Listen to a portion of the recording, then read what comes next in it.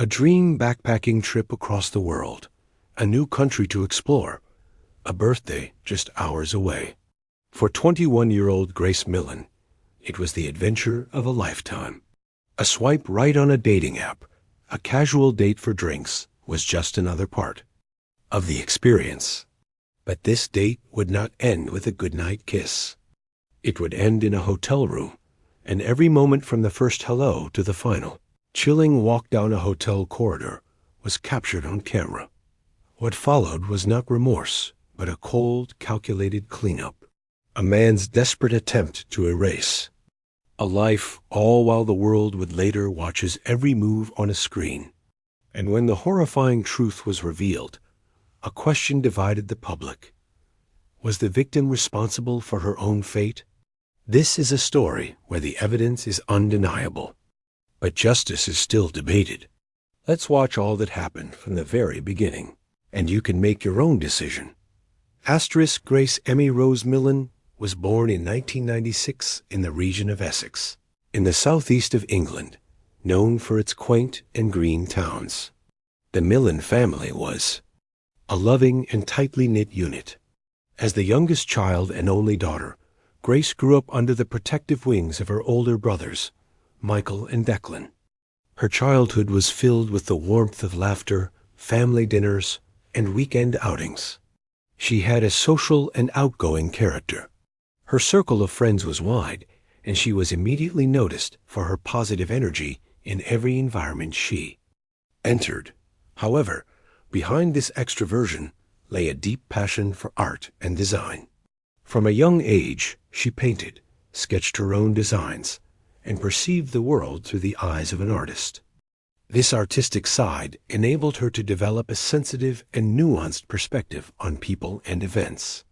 She also possessed a competitive spirit and played successfully on her school's hockey team for years. This sport taught her both discipline and the importance of teamwork. After her high school years, she sought a field where she could combine her creativity and social skills. This search led her to the prestigious advertising and marketing department at the University of Lincoln. University life was a period of intellectual and personal awakening for Grace.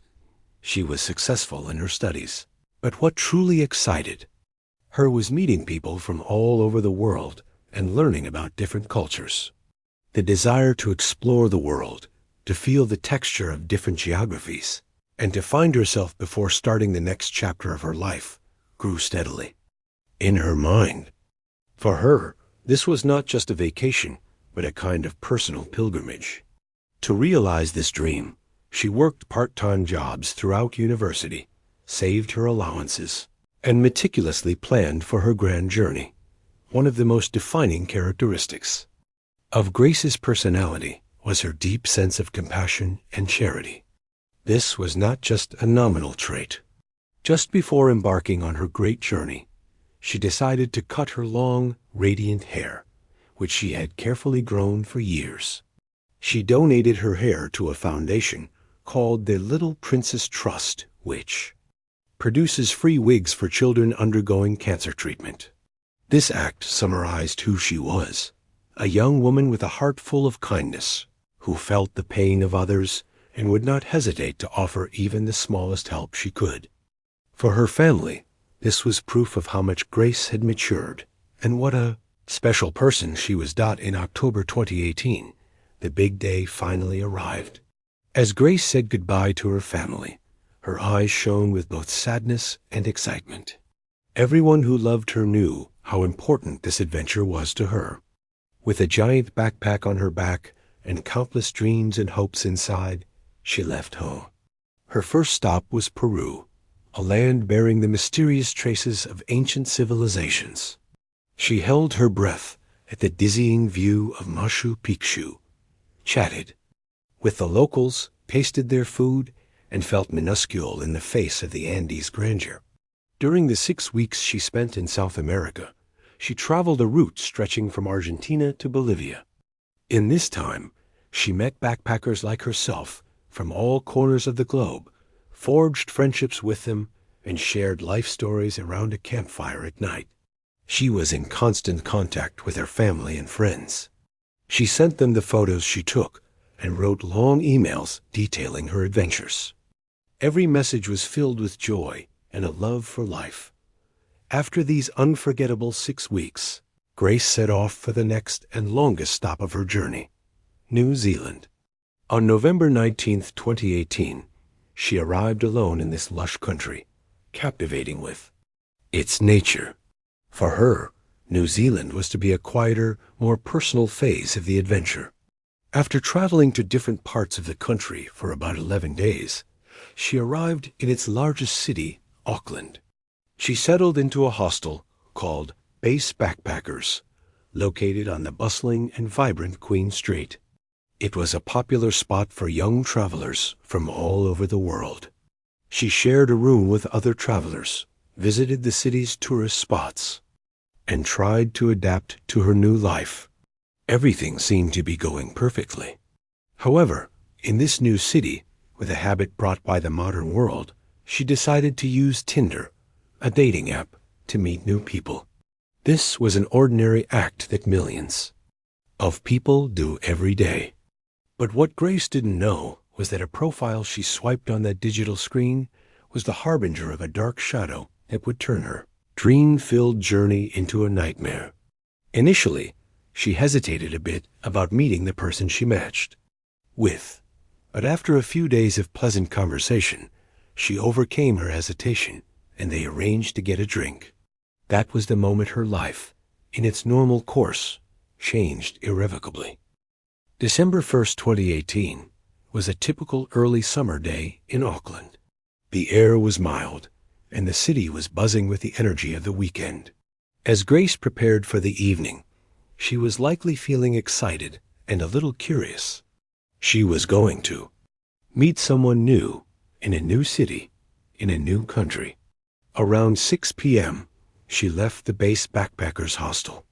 She was wearing a chic black knee-length dress and comfortable white sneakers on her feet. This choice of outfit reflected both her stylish and adventurous spirit. She carried a small handbag and began walking confidently towards the city center. Their meeting place was a large entertainment complex that also housed one of Auckland's most iconic structures, the Sky City Tower. It was one of the places where the heart of the city beat, with its luxury bars, fine dining restaurants, a casino, and vibrant nightlife. The person she met was 26-year-old Jessie Kempson. At first glance, Jessie projected a confident, relaxed, and charismatic profile. He greeted Grace with a warm smile. The pair first sat down at a place called Andy's Burgers and Bar. Security cameras recorded them engaged in a pleasant conversation at the table, smiling and telling each other stories. Everything seemed like a normal first date. Whatever their conversation was about, it was clear that Jessie had managed to charm Grace. After a while, they left and moved to another Mexican restaurant within the complex. They had more drinks together, joked around, and the intimacy between them grew. However, beneath this apparent harmony, there was a disturbing moment captured by the cameras. For a brief moment, when Grace got up from the table to go to the restroom, Jessie, trying not to be obvious, rummaged through Grace's handbag that was left on the table. This act, lasting only seconds, provided a profound clue about his character, a personality that disregarded boundaries, had no respect for others' privacy, and could have a hidden agenda. When Grace returned, she was oblivious to anything having happened and continued their pleasant conversation. This small but significant detail was like a dark preview of the tragedy to come. Later in the evening, the duo last moved to a bar called the Bluestone Room. By the end of their time here, their physical contact had increased. Cameras showed them leaving the bar around 9:30 p.m., hugging each other in an intimate and intoxicated state. Together, they walked towards the nearby City Life Hotel. This was where Jessie Kempson was temporarily staying. As they passed through the hotel lobby and got into the elevator, the cameras continued to record them. In the elevator, they were seen sharing a final kiss. The footage showed them getting out on the floor, where Jessie's room was located, and walking down the corridor to the room's door. Jesse opened the door. They went inside together, and the door closed behind them. This was the last moment Grace Millen was seen alive. The next day, Sunday, December 2nd, 2018, was Grace's 22nd birthday. Her family in England was eagerly waiting to celebrate their daughter's new age. Her father, David Millen, as he did every birthday, wrote a humorous birthday message to his daughter on Facebook, teasing her and telling her how much they loved her. But no response came to this message. Her family and friends tried to reach her throughout the day. Messages sent to her phone went unanswered. Calls went straight to voicemail. At first, they thought maybe she was celebrating her birthday with new friends, that her battery had died, or that she was having a busy day. But as the hours passed, and not the slightest sign of life came from Grace, these optimistic thoughts slowly gave way to a deep anxiety. Grace would never break contact with her family, especially on her birthday. Their daughter, whom they spoke to every day, had seemingly vanished into thin air. For her family, there was nothing to do but wait, in helplessness, thousands of miles away on the other side of the world.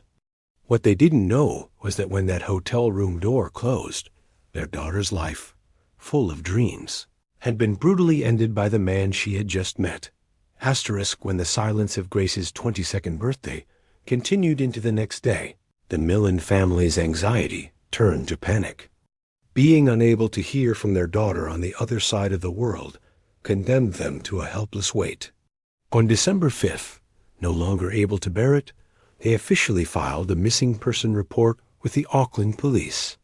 This report would trigger a massive search operation and an investigation that would go down in New Zealand's history.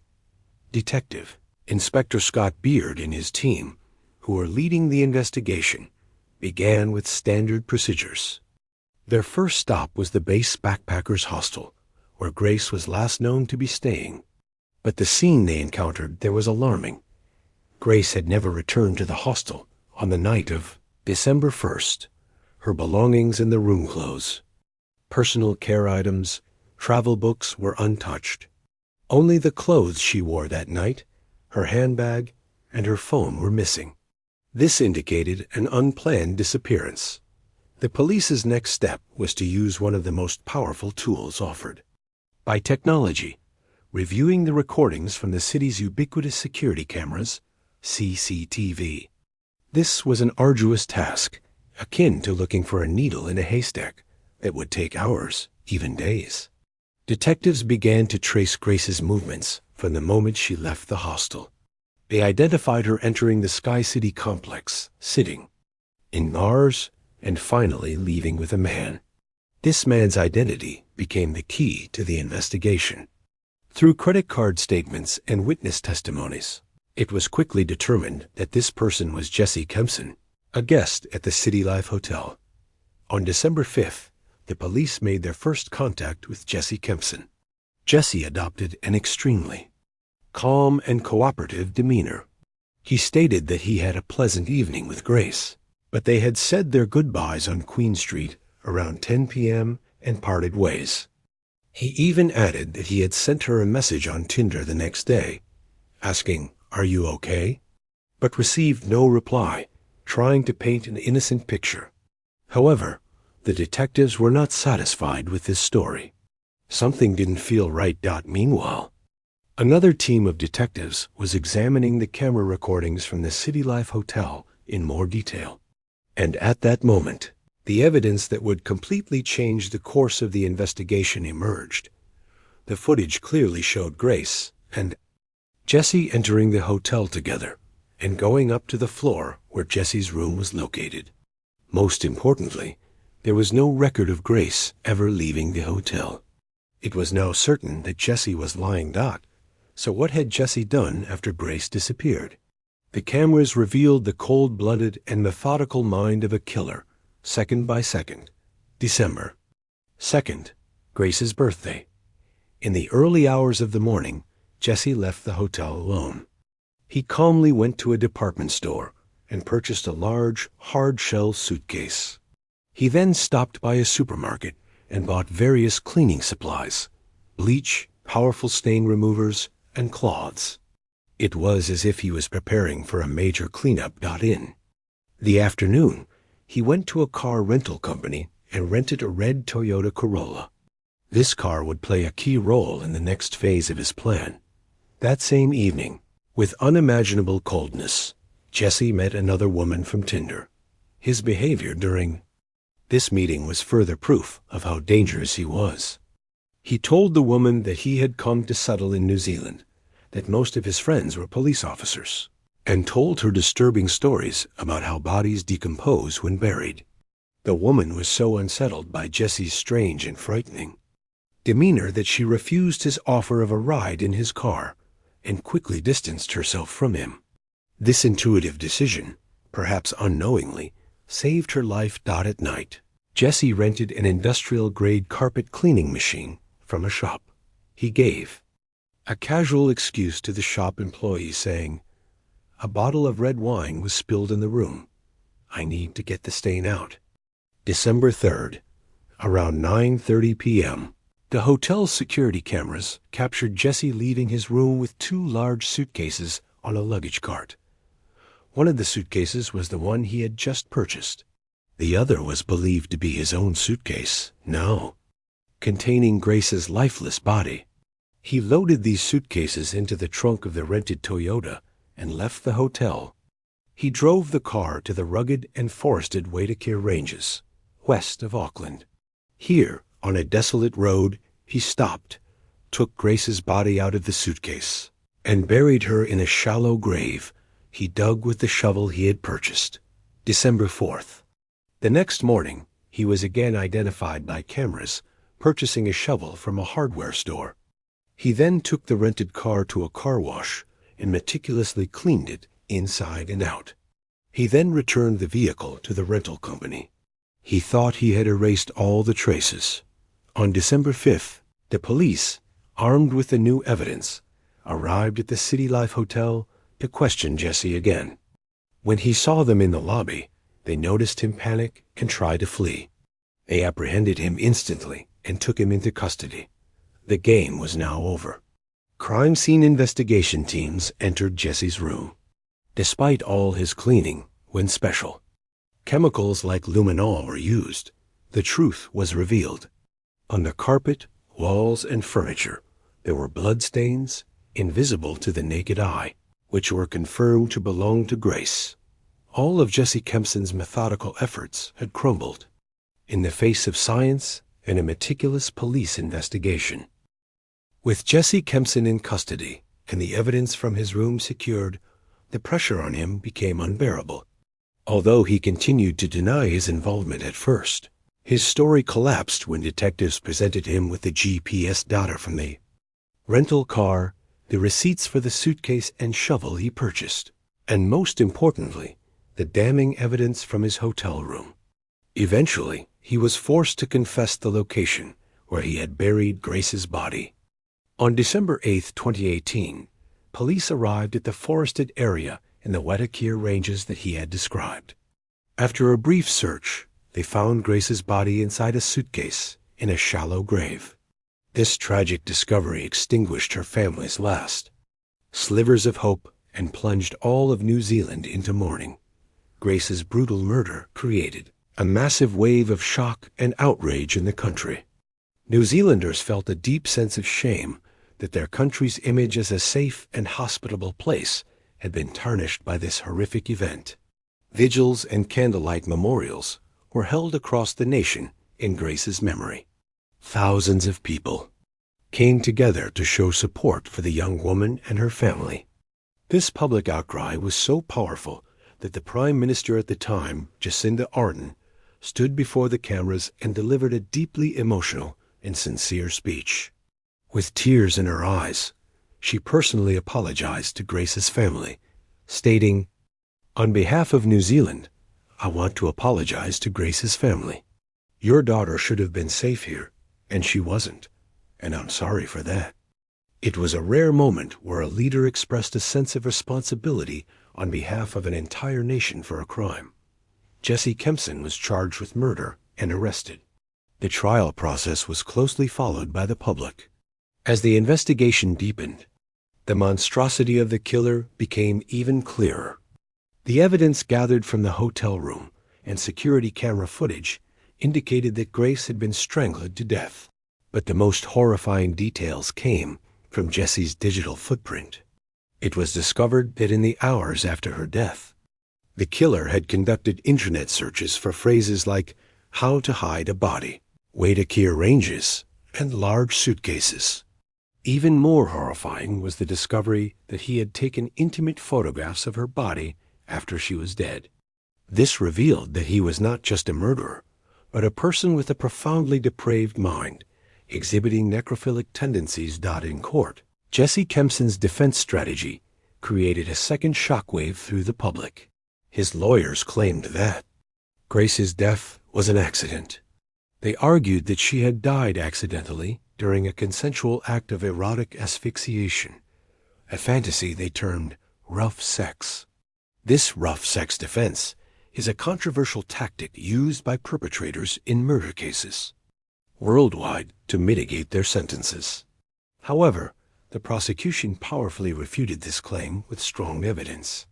The forensic reports showed that pressure had been applied to Grace's neck for at least 5 to 10 minutes, which was far beyond a consensual act and was clear evidence of deliberate strangulation.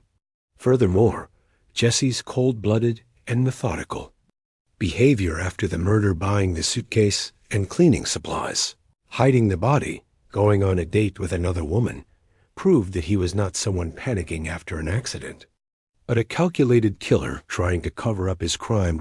In 2019, the jury unanimously found Jesse Kempson guilty of the murder of Grace Millen, and he was sentenced to life in prison with a minimum non-parole period of 17 years. Subsequently, as other women, emboldened by this case, came forward, Jesse's other crimes came to light. In 2 separate trials, he was also convicted of sexual assault, rape, and physical violence against a former partner and another tourist. This showed that Grace's murder was not an isolated incident, but the culmination of a predator's violent history. Grace's family, despite their indescribable pain, decided to honor their daughter's memory in a dignified way. They raised funds for organizations fighting violence and launched a charity campaign called Love Grace, distributing handbags filled with essential items to victims of domestic abuse. However, the tragic death of Grace Millen did not remain just a criminal case. It sparked a global debate on violence against women, and in particular, the mentality of victim blaming. This was because when the case appeared in the media, countless individuals on internet forums and social media posted comments blaming Grace. Phrases like, "Why did she go to a hotel room with a man she met on Tinder? A woman traveling alone should be more careful. And she brought this upon herself," shifted the focus from the perpetrator's responsibility to the victim's lifestyle and choices. This debate became one of the most painful legacies of Grace's story. So, what do you think? Can a person's choice to trust ever be a justification for another's act of violence? We await your answers in the comments. See you in the next videos. Goodbye.